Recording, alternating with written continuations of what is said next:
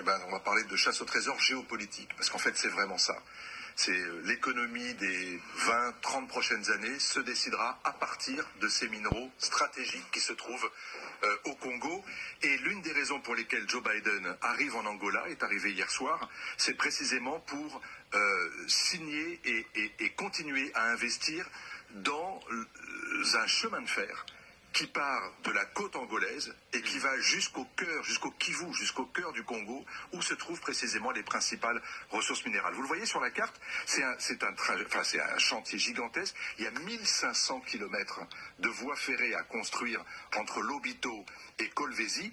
Et là où vous me dites, mais attendez, c'est quoi la ligne jaune là? La ligne jaune, c'est celle que sont en train de construire les Chinois. C'est-à-dire qu'en fait, il y a vraiment deux projets. C'est chacun de son côté, l'un par l'océan Indien, l'autre par l'océan Atlantique, de converger vers cette zone absolument cruciale. Pourquoi? Regardez ce que produit le Congo, aujourd'hui la République démocratique du Congo.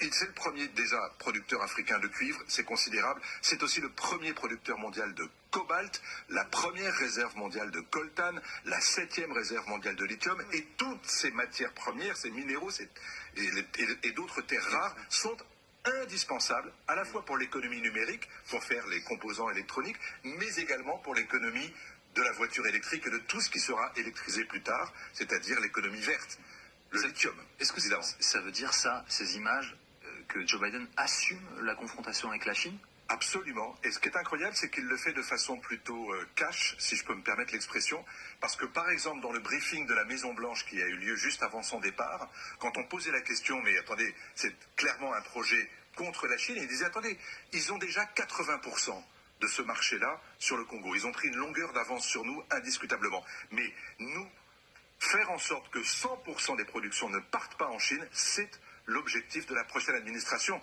parce que derrière, vous le voyez bien, il y a l'idée que ce projet-là, c'est pas un projet démocrate, c'est pas le projet de Biden, c'est le projet des États-Unis, et ce sera aussi celui de Donald Trump.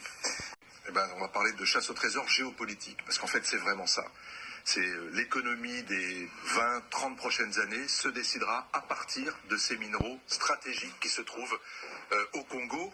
Et l'une des raisons pour lesquelles Joe Biden arrive en Angola, est arrivé hier soir, c'est précisément pour signer et continuer à investir dans un chemin de fer qui part de la côte angolaise et qui va jusqu'au cœur, jusqu'au Kivu, jusqu'au cœur du Congo, où se trouvent précisément les principales ressources minérales. Vous le voyez sur la carte, c'est un chantier gigantesque. Il y a 1500 kilomètres de voies ferrées à construire entre Lobito et Kolwezi.